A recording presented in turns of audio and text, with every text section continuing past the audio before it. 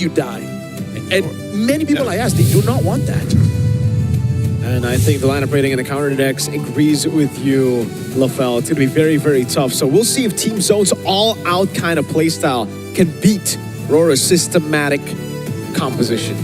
Team Zone, they're known as a team to understand their opponents and play around it. But Aurora, they got a draft where they can fight all day. Now we got to see if Team Zone, they can deal with that. Let's see. Welcome to the line of Dawn, folks, for match number 3 of Swiss Stage M7, day number 3. Welcome to Mobile And it's going to be Impure Rage for Fredrin, for Demon Kite here. Yeah, I you know, part of this as well, when you look at early rotation potential, I would say, you know, for the most part, you're going to expect Demon Kite to, if he can get an advantage in the jungle, start to be aggressive towards the lineup from Team Zone. That's what you're allowed to do with Light on this Khalid. Usually quite aggressive, right? Does have a revitalize still. Okay, there you go. But that's a huge loss because Bright got a minion. Kenny does not get that minion. Kenny's going to get level 2 slower. Bright gets level 2 first. And that kind of, you know, makes the whole interaction of the roam boots kind of awkward. Yeah, for Zone, they're so good. We've seen them again against Boostgate yesterday as well. But when they get derailed, it gets really, really tough for them. They play it safe, but again, RORA know how to punish every little mistake, and that's what we're seeing from Zone. Walking up with a Gata Kacha and a Juicin against a Khalid and Yves is a mistake. Edward also making a slight mistake there, going under turret, taking a beating from the turret. Yeah, probably guessing like going up against a Lapu Lapu, you don't have to be that scared of going too aggressive. You can't fight back until level 4. Yeah, not only that, but again, is Edward, how many times have we actually seen the XP R-Lot so far? Not a lot. I feel like he's just kind of... R little. Yeah, R little. I like that. That was good. You know? But I feel like, in essence, he's still... The utility that an R-Lot brings is still obviously really good. In usually around the objectives, or even just to go ahead and start up fights, it takes away some of that pressure from Light. And usually that's where those... Whoa, okay. MC throw it on out right as the turtle comes up. Well, they better get the turtle now. What? That's true. But okay, mid lane as well, Kenny. Oh my god. A whole lot. Whoa, Kenny, okay. This is just an opening. Yeah. This should be all Aurora, no? Yeah, there's no way without the Phantom Steed that they go for this. Sixora really should just back away. They're still planning around here, but yeah, they're just going to be zoned out now. That's objective. Going to Demon Kite. Just very awkward usage of timing and on the ultimates. Actually, I think what they're thinking of is that we should not fight. So instead of going for a turtle, we go for something else. Wait a second. That's all right. Bankai walking up. Raven's Fighter coming down. Demon Kai going to be taken very low, but he's still able to pop into the bridge. Right in time. Xora with the Phantom Steed takes it away. Killing spree, saving him. Goes back into the healing, but Yu is right there to get him with Light. And no way. Kenny in the mid lane gets caught by the Vengeance. There you go. So that is a secure there for Aurora Gaming Philippines. They knew that if we want to force a fight there, that's going to be fine.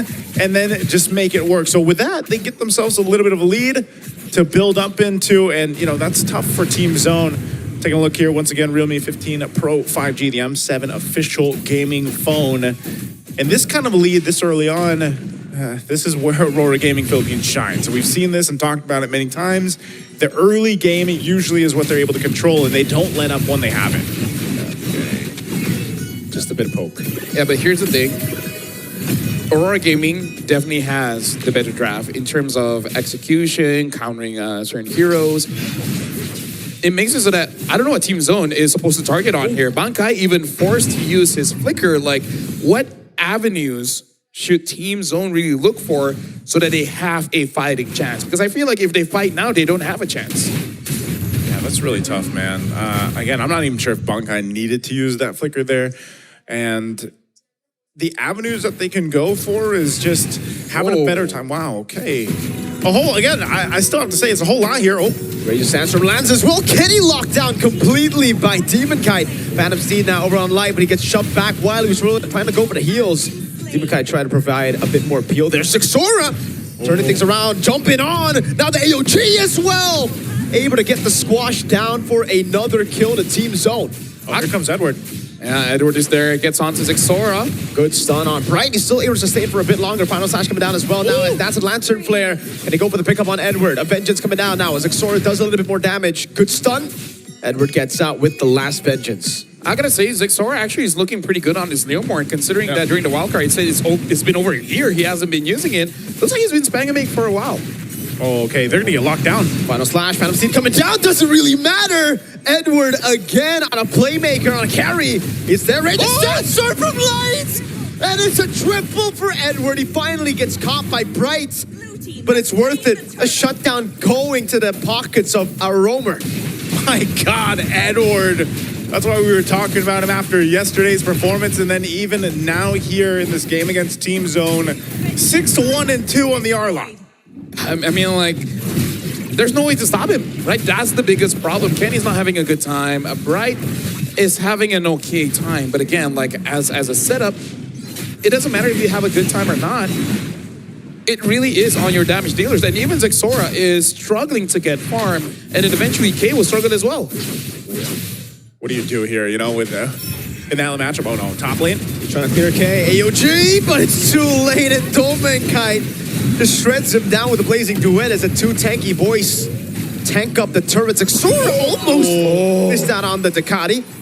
Now walks up, did he find the angle? Flicker in from Kenny!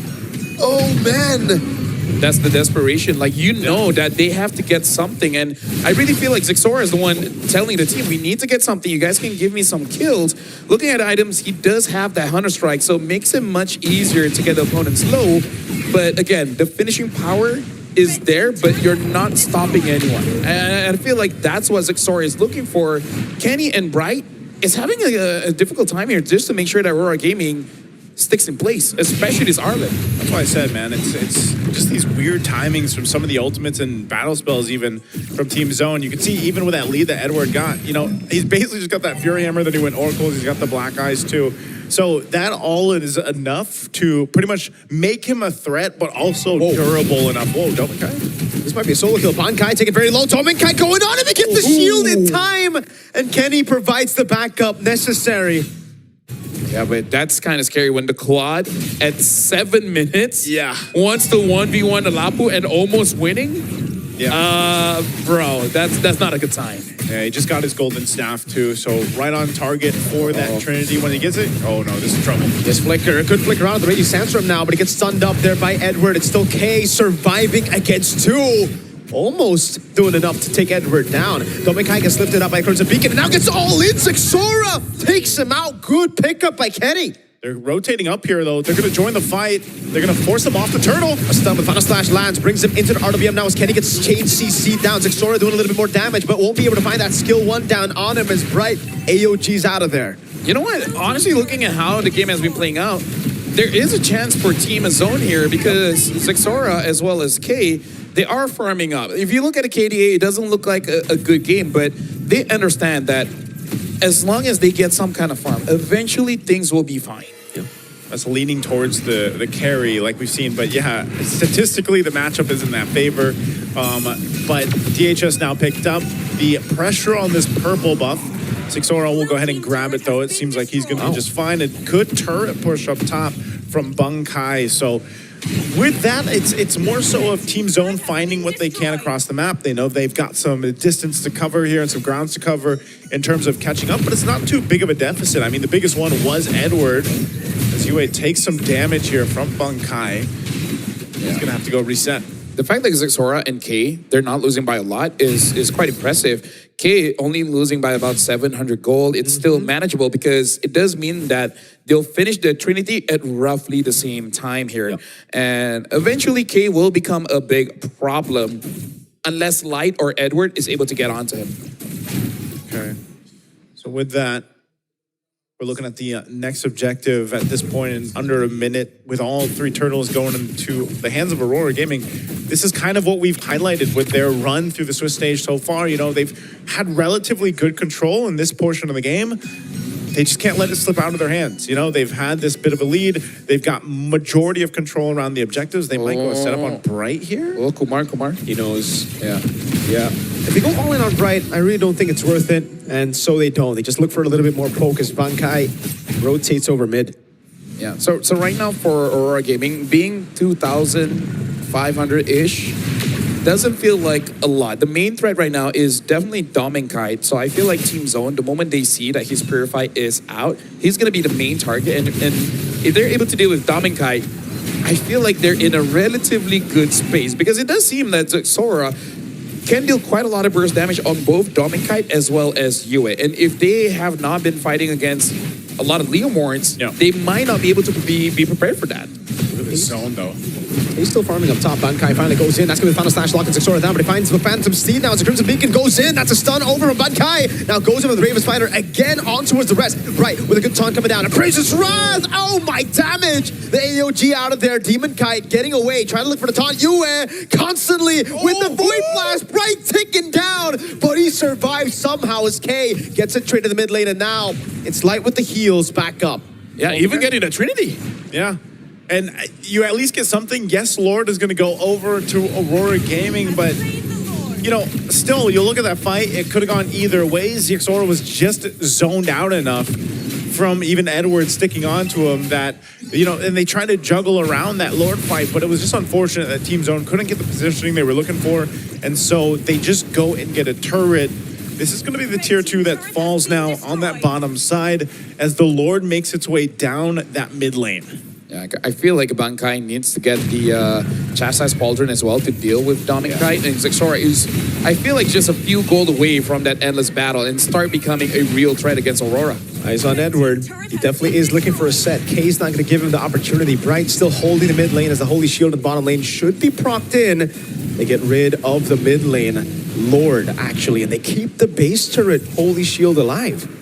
Yeah, they'll keep it together. Again, even with this lead, it's with Team Zone's lineup, it's not too much to deal with. Whoa, the jump in from Bankai. An attempt, even with the Phantom Steed. They're using a lot. Edward, again, looking for the set. You always got to put your eyes on Edward when he has Flicker up. Yeah, I feel like, in a way, that's kind of good because they did push Yue off, making it so that Aurora Gaming cannot apply pressure onto the mid lane, and Team Zone were not punished for that one. So I feel like, considering that fighters generally do have lower cooldowns anyways, I feel like that was worth it, right? At least you protect your base. Yep. That's really what matters. You protect it long enough and as many times as you can until he gets to where he needs to be on this carry. He's starting to get there. I mean, the damage, Bankai again. And the Steed. Bankai gonna go back in with Raven Spider now. RWM locking them down, and look at that. That's gonna be him getting out. Zixora caught in the back spot. Still, whoa! What a knock up there from Kenny. K with the flicker. Oh my God! Now an AOG! And K gets a double before he ultimately goes down.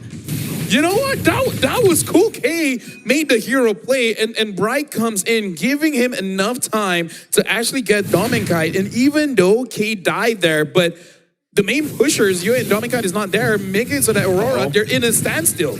Oh, and Edward has to flicker defensively. I'd say all that was worth, basically. Yeah. I mean, Team Zone needed to make something happen, and they do just that. They will actually get a good push up top, too. Getting that tier 2, it looks like it's going to fall here. Good work from Zixora. Now, kind of opening up the map a little bit before this Lord comes up in 30 seconds. So again, Aurora Gaming, you know, they're going to find themselves in a very precarious situation for this Lord take. Let's take a look at the instant replay here, though, for this one. Again, a lot happened in this team fight. Yeah, we got to look at the initial engage. Zixora was actually taken quite low, making it so that he has to back down. But look at K's positioning here. He was basically ignored for a while, got a lot of space, and then instead of going back towards his team where Light was waiting, he went forward because he knew that he had enough damage for Yue as well as Dom and Kite. As of now, K is doing his very best to bring back the honor, the glory, the reputation that the carry deserves. Hey, he might be beating the odds here right now in that matchup, the Claude and the carry.